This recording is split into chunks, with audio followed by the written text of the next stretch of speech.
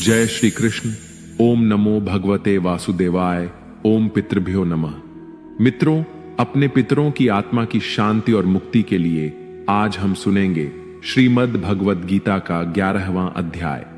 श्राद्ध के समय भगवद गीता का पठन और श्रवण हमारे पितरों को तृप्ति और शांति प्रदान करता है। श्रीमद् भगवद गीता के पाठ से पितृदोष से मुक्ति पाई जा सकती है। वैसे तो श्राद्ध पक्ष में संपूर्ण भगवद गीता का पाठ करना जीव के लिए कल्याणकारी होता है, किंतु यदि इतना संभव न हो तो पितरों की शांति, उनका आशीर्वाद प्राप्त करने और उन्हें मुक्ति का मार्ग दिखाने के लिए पितृपक्ष में प्रतिदिन गीता के कुछ अति महत्वपूर्ण अध्यायों का पठन या श्रवण अवश्य करना चाहिए। जिस तरह भगवद गीता का 7वां अध्याय पितृ मुक्ति और मोक्ष से जुड़ा है, उसी तरह गीता का 11वां अध्याय भी पितरों को असीम शांति प्रदान करता है। वर्तमान में पितृपक्ष का समय चल रहा है और इस पितृपक्ष में भगवद गीता के 11वें अध्याय का पठन अथवा श्रवण अत्यंत फलदायी माना गया है। भगवद गीता के 11वें अध्याय का नाम है विश्वरूप दर्शन योग। गीता का 11वां अध्याय 55 श्लोकों का अमृत है।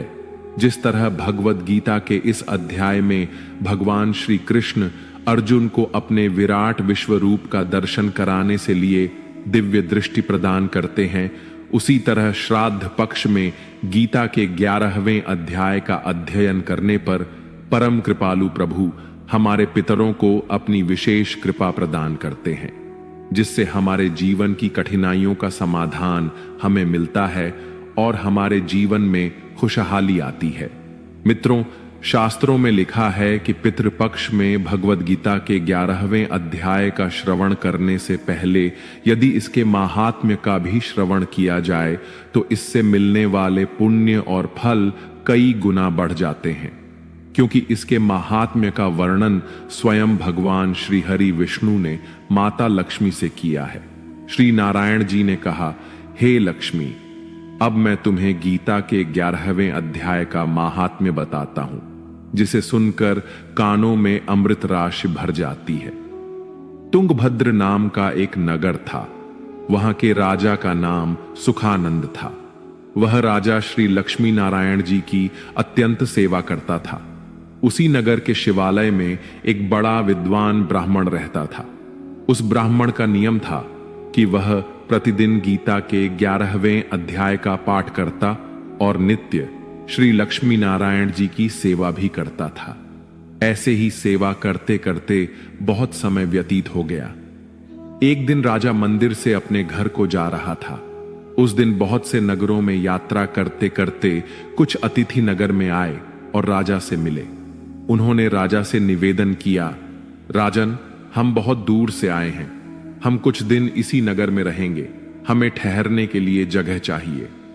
राजा ने उन्हें अपनी बड़ी हवेली में ठहराने की व्यवस्था कर दी। राजा ने उनके लिए स्वादिष्ट भोजन भिजवाया। अतिथि भोजन करके बड़े प्रसन्न हुए। प्रातःकाल राजा उनके दर्शन को गया। राजा का पुत्र भी साथ था और कई मित्र भी। राजा जब बड़ी हवेली पहुंचा तब वह महंत ब्राह्मण उससे बातें कर रहा था और राजा का पुत्र खेल रहा था। उसी स्थान पर एक प्रेत रहता था।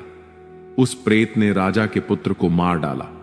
नौकर ने आकर राजा को समाचार दिया, हे राजन, कुंवर को प्रेत ने मार डाला है। राजा यद्यपि प्रभु की सेवा करता था, कथा श्रवण करता था, फिर भी पुत्र मोहवश उसका मन व्याकुल हो उठा। उसने संत से कहा, हे संत, आपके दर्शन का मुझे अच्छा फल मिला। मेरा एकमात्र पुत्र था, उसे भी प्रेत ने मार डाला। तब महंत ब्राह्मण ने कहा, हे राजा, चलो देखे तुम्हारा पुत्र कहां है। राजा, ब्राह्मण और महंत सभी वहां पहुंचे जहां राजकुमार मृत पड़ा था। ब्राह्मण ने कहा, अरे प्रेत, इस लड़के पर कृपा दृष्टि करो, जिससे यह लड़का जीवित हो जाए। मैं तुम्हें गीता के 11वें अध्याय का पाठ सुनाता हूं, श्रवण करो। इससे तुम्हारा कल्याण होगा। जितने जीव पीछे मरे हैं उनका भी उद्धार होगा। अब तू अपने जन्म की बात कह, तू किस कारण प्रेत बना है, फिर मैं तेरा उद्धार करूंगा। प्रेत बोला, मैं पूर्व जन्म में ब्राह्मण था। इस ग्राम के बाहर खेत में हल जोता करता था। एक दिन एक दुर्बल ब्राह्मण वहां आया। वह खेत में गिर पड़ा। उसके अंगों से रक्त बहने लगा। पास ही चील उसका मांस नोच नोच कर खा रही थी। मैं बैठा देखता रहा, पर मेरे मन में दया न आई कि इस ब्राह्मण को छुड़ा लूं। उसी समय एक और ब्राह्मण आया। उसने देखा कि एक दुर्बल रोगी ब्राह्मण गिरा पड़ा है और चील नोच नोच कर उसका मांस खा रही है। यह देखकर उसने मुझसे कहा, अरे हल जोतने वाले ब्राह्मण, तू यज्ञोपवीत धारण किए बैठा है, पर कर्म चांडाल के समान करता है। तेरे खेत के पास ब्राह्मण का मांस चील नोच नोच कर खा रही है और तू देखता रहता है। क्या तू आंखों से अंधा है जो उसे छुड़ाता नहीं? किस कारण से तू इतना बड़ा पापी है? शास्त्रों में कहा गया है कि ये 3 अपकर्मी लोग नरक को जाते हैं। पहला, जो किसी को चोर या लुटेरा मारता हुआ देखे और वह साक्षी होकर भाग जाए। दूसरा, कोई रोगी हो और उसकी खबर न ले। तीसरा, किसी को भूत लगा हो और वह उसे छुड़ाना जानता हो पर छुड़ाए नहीं। ये तीनों पापी नरक को जाते हैं। जो सर्व जीवों की सहायता और दया करते हैं उन्हें अश्वमेध यज्ञ का फल प्राप्त होता है। इसलिए मेरे शाप से तू प्रेत योनि को प्राप्त होगा। तब मैंने उस ब्राह्मण के चरण पकड़कर कहा, मेरा उद्धार कैसे होगा? तब ब्राह्मण ने कहा, जब कोई तुम्हें गीता के 11वें अध्याय का पाठ सुनाएगा तब तुम्हारा उद्धार होगा। इस प्रकार प्रेत ने अपनी कथा सुनाई। तब महंत ब्राह्मण ने राजा से पूछा, क्या मैं इसका उद्धार करूं? राजा ने कहा, हां अवश्य, आप इसका उद्धार कीजिए और मेरे पुत्र को जीवित कीजिए। फिर ब्राह्मण ने गीता के 11वें अध्याय का पाठ किया और प्रेत पर गंगा जल छिड़का। तत्क्षण प्रेत बंधन से छूटकर उस ब्राह्मण ने दिव्य देह प्राप्त की। उसने पहले जितने भी जीव खाए हुए थे उन सबका भी उद्धार हुआ। राजा का पुत्र भी सचेत हो गया। तभी वहां दिव्य आत्माओं के साथ स्वर्ग से विमान आए। तब वह प्रेत योनि से मुक्त हुआ। ब्राह्मण बोला, हे राजन, अपने पुत्र को अंतिम बार मिलो, अब यह स्वर्ग को प्रस्थान करेगा। हे राजन, जिसके कुल में कोई एक वैष्णव हो जाता है उसकी कई पीढ़ियों का उद्धार हो जाता है। तुम बड़े भाग्यशाली वैष्णव हो।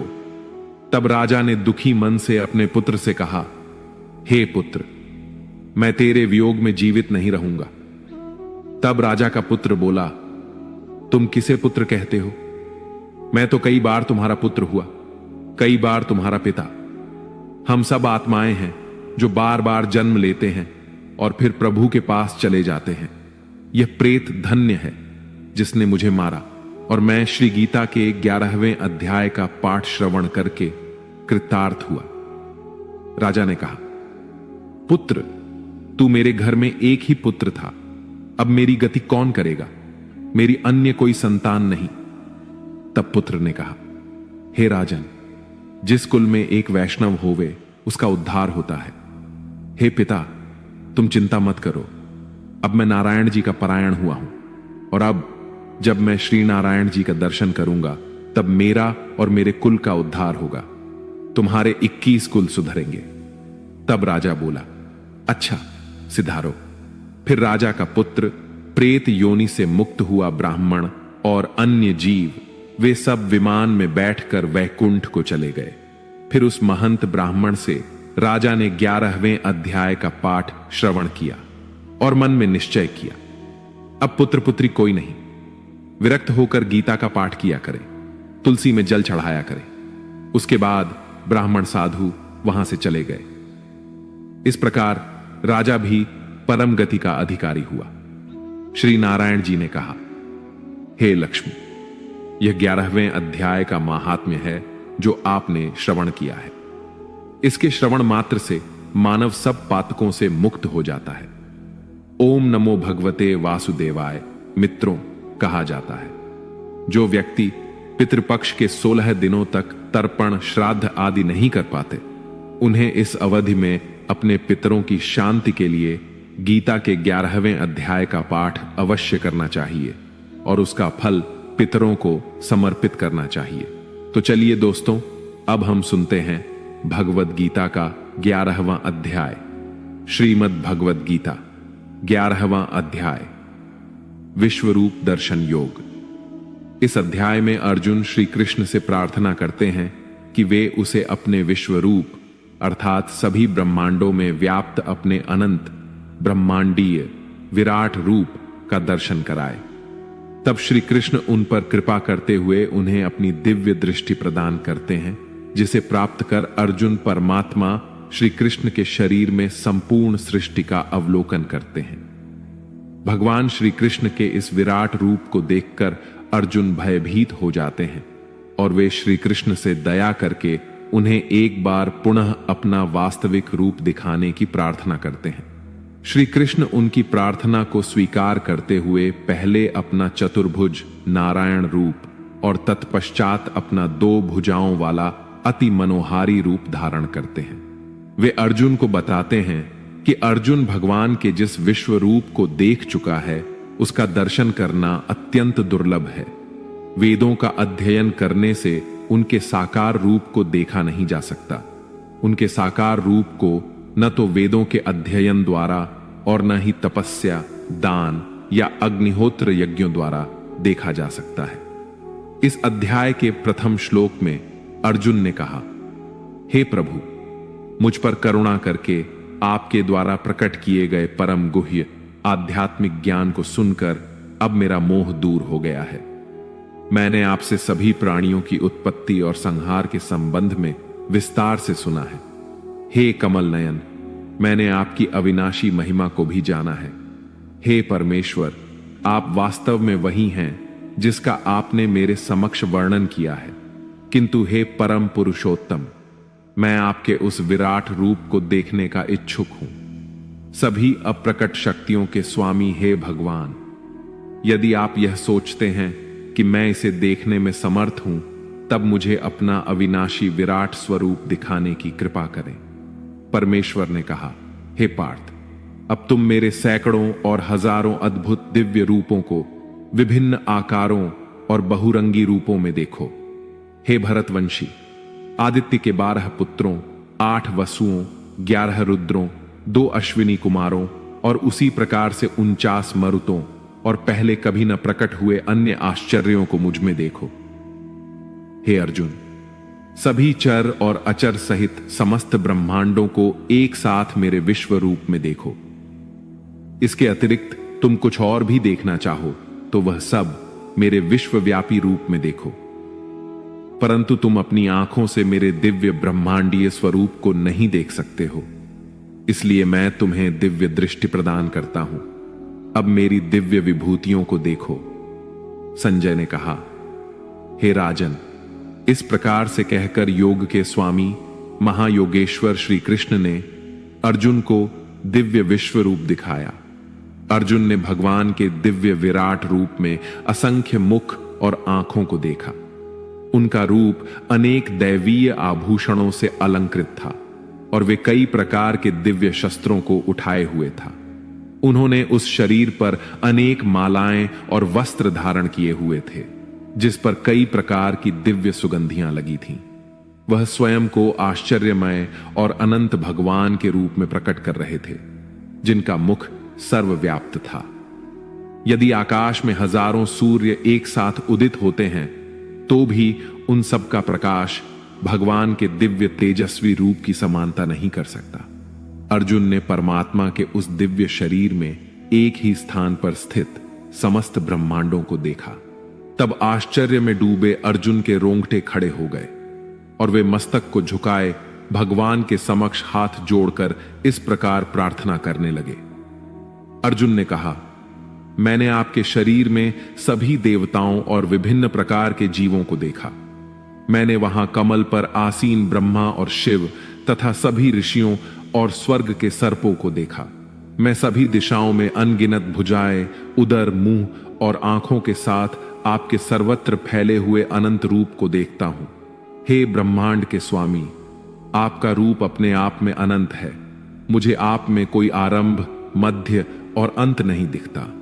मैं मुकुट से सुशोभित, चक्र और गदा से सुसज्जित, शस्त्रों के साथ सर्वत्र दीप्तिमान लोक के रूप में आपके रूप को देख रहा हूं।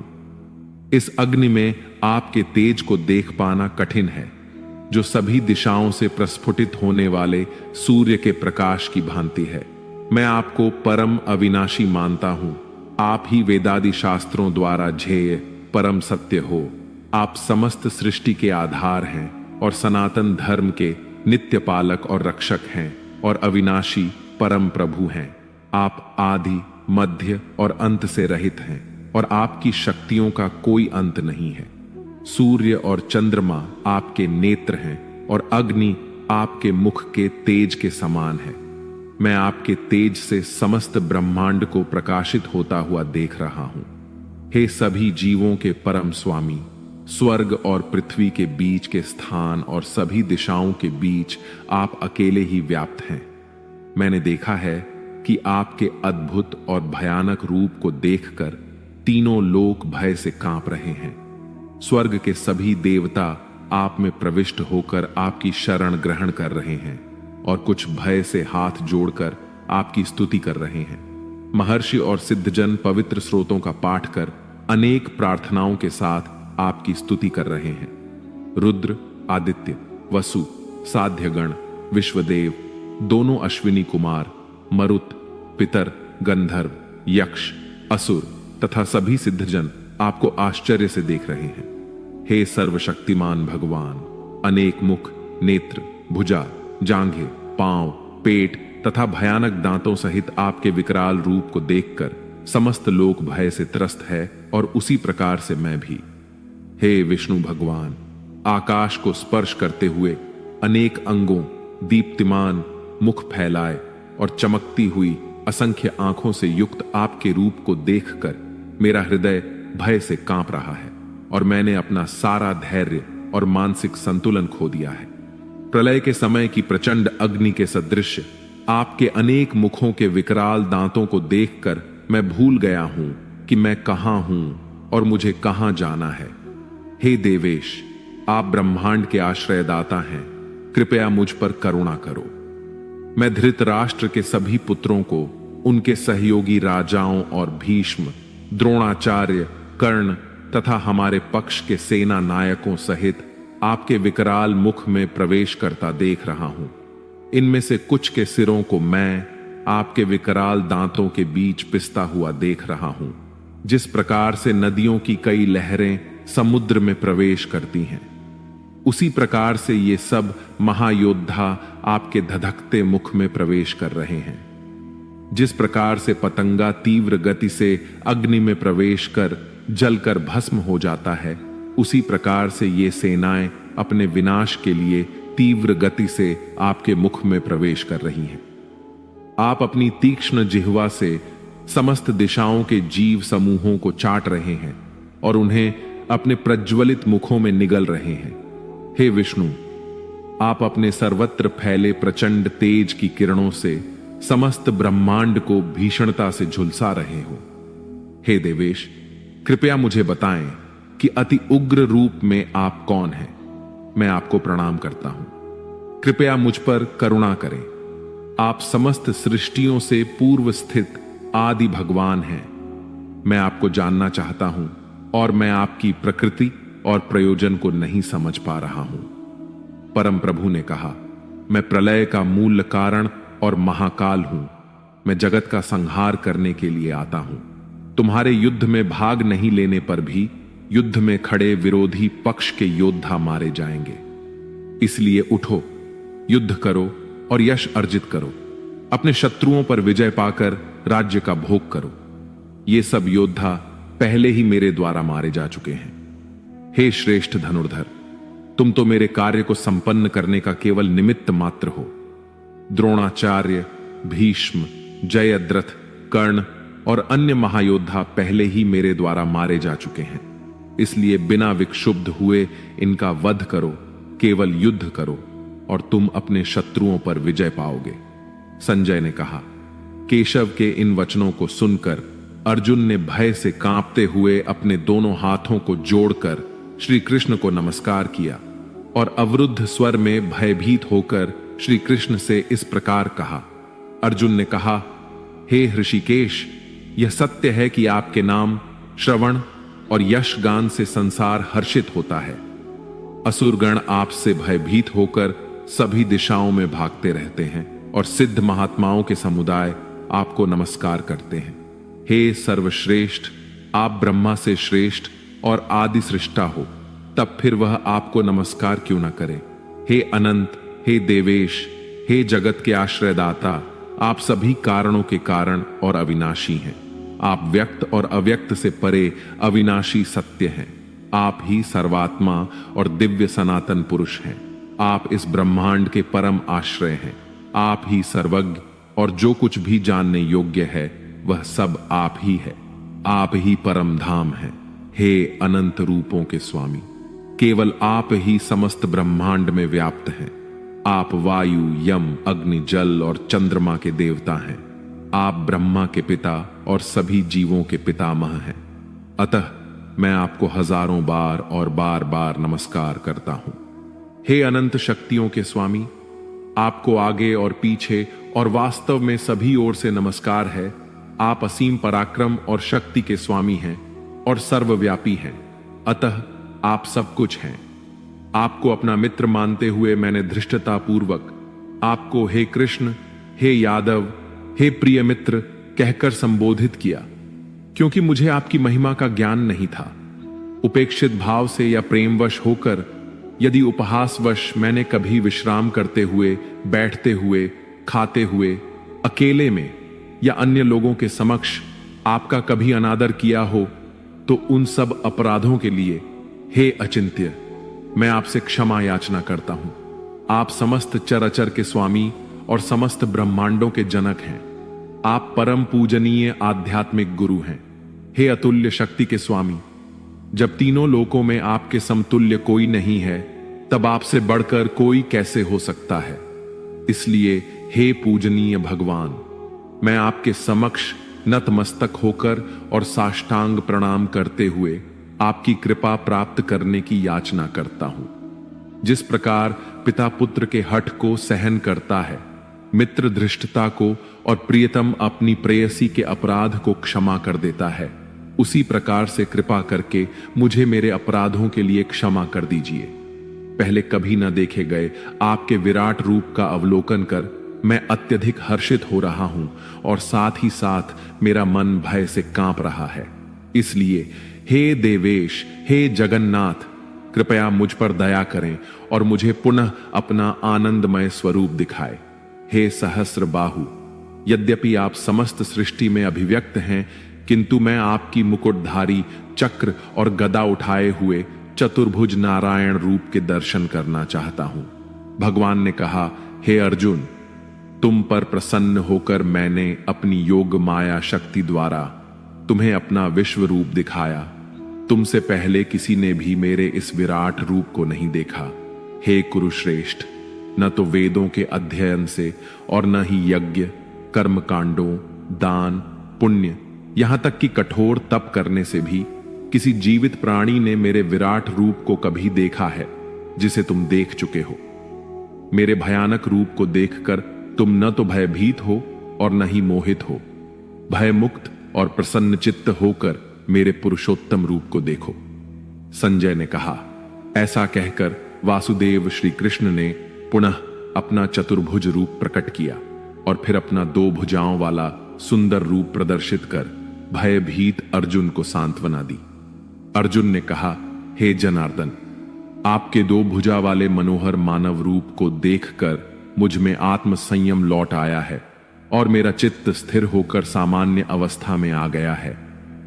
परम प्रभु ने कहा, मेरे जिस रूप का तुम अवलोकन कर रहे हो उसे देख पाना अति दुष्कर है। यहां तक कि स्वर्ग के देवताओं को भी इसका दर्शन करने की उत्कंठा होती है। मेरे इस रूप को न तो वेदों के अध्ययन, न ही तपस्या, दान और यज्ञों जैसे साधनों द्वारा देखा जा सकता है जैसा कि तुमने देखा है। हे अर्जुन, मैं जिस रूप में तुम्हारे समक्ष खड़ा हूं उसे केवल अनन्य भक्ति से ही जाना जा सकता है। हे शत्रुहंता, इस प्रकार मेरी दिव्य दृष्टि प्राप्त होने पर ही कोई वास्तव में मुझ में एकीकृत हो सकता है। वे जो मेरे प्रति अपने कर्तव्यों का पालन करते हैं, जो मुझ पर ही भरोसा करते हैं, आसक्ति रहित रहते हैं और किसी भी प्राणी से द्वेष नहीं रखते, ऐसे भक्त निश्चित रूप से मुझे प्राप्त करते हैं। प्रिय मित्रों, आपने अभी अभी श्रीमद् भगवद गीता के 11वें अध्याय विश्वरूप दर्शन योग का श्रवण किया और शब्दों के माध्यम से भगवान श्री हरि विष्णु के विराट विश्व रूप का दर्शन किया। पितृपक्ष के इस पावन समय में आप प्रतिदिन इसे अवश्य सुने। हम भगवान श्री कृष्ण से प्रार्थना करते हैं कि पितृदेवताओं का आशीर्वाद सदैव आप पर बना रहे, आपके जीवन की मुश्किलों का समाधान आपको अतिशीघ्र प्राप्त हो और आपका जीवन खुशियों और आनंद से परिपूर्ण हो जाए। तो प्रेम से बोलिए, भगवान श्री हरि विष्णु की जय, पितृदेवताओं की जय।